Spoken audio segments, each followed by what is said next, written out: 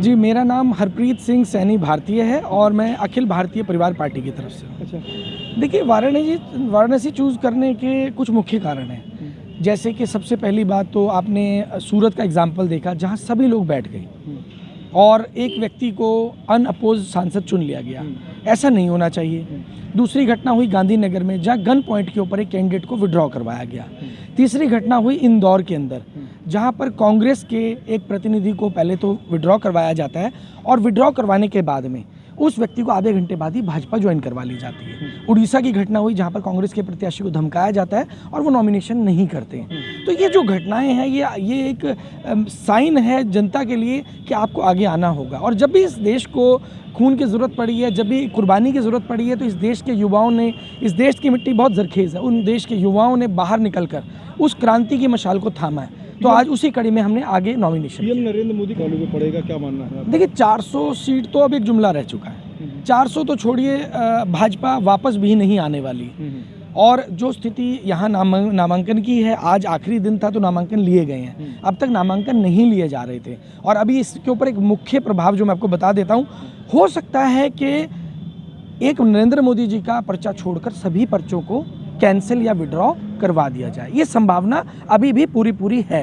अच्छा, इस आज नॉमिनेशन आपने किया है, देर हो गई, इस पर नॉमिनेशन करके निकला है। प्रचार प्रसार किस प्रकार से करेंगे? जो लोकसभा जो क्षेत्र लंबा क्षेत्र है यहाँ पे, कैसे रणनीति क्या रहेगी? देखिए, रणनीति तो वो चीज़ होती है जो छुपा के रखी जाती है। रणनीति आपके लिए, जनता में बताने के लिए नहीं होती है। ऐसे बड़े बड़े नेता घूमते हैं, रणनीति बताने की चीज़ नहीं है। लेकिन हम जन नेता हैं, जनता के बीच में जाएंगे, जनता के चरणों में हाथ लगाएंगे और जनता के आगे झोली फैला के वोट मांगेंगे। एक अंतिम सवाल और रहा जी। यहाँ पे वाराणसी में आप आए हैं, गंगा सप्तमी का दिन है आज। जी। पीएम नरेंद्र मोदी ने यहाँ पे नामांकन किया है। तो उससे पहले 2014 में उन्होंने जब नामांकन किया था तो उन्होंने कहा था कि मुझे माँ गंगा ने बुलाया है। तो क्या कहेंगे आप? देखिए, माँ गंगा केवल एक व्यक्ति की नहीं है। माँ गंगा केवल एक व्यक्ति की नहीं है। अगर वो माँ गंगा के बेटे हैं तो हम माँ गंगा के पोते हैं।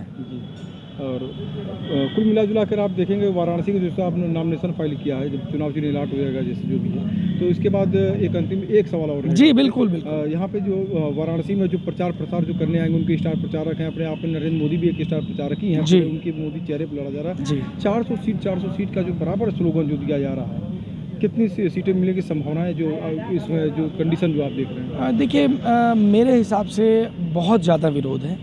और जो कैलकुलेशन एक्चुअल में गणना की बात की जाए तो 125 से 150 का आंकड़ा का पार होने की संभावना नहीं है, अगर प्योर मतलब कहते हैं कि निष्पक्ष तरीके से चुनाव होता है तो। क्योंकि बहुत ज़्यादा विरोध है। मैं वाराणसी में घूम रहा हूँ, गाँव में, गलियों में, मोहल्लों में, संस्थाओं से हम सबसे मुलाकात कर रहे हैं। तो सभी लोगों का एक ही चीज़ है कि जो दिखाया जा रहा है, एक चीज़ें डेकोरेट करके दिखाई जा रही है, उसके पीछे जो सच्चाई है वो बहुत भयंकर है। लोग अस्पतालों में मर रहे हैं, इलाज नहीं हो रहा है। शिक्षा, आपके बच्चों को शिक्षा नहीं मिल रही है, इसे स्वीकार करना पड़ेगा। भाजपा के कार्यकर्ताओं को भी स्वीकार करना पड़ेगा, बाकी आम जनता को भी स्वीकार करना पड़ेगा।